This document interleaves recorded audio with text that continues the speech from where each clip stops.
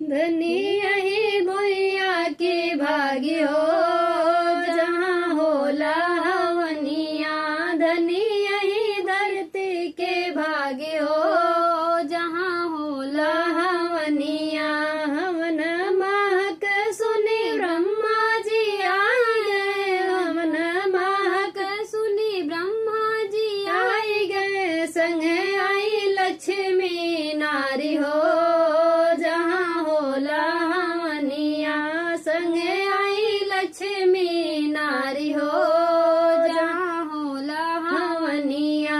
धनी आई धरती के भागी हो जहाँ होला हवनिया। हवन महक सुनी राम जी आई गए। हवन महक सुनी राम जी आई गए। संग आई सीता नारी हो जहाँ होला हवनिया।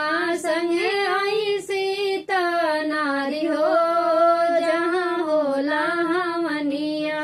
धनी यही धरती के भागी हो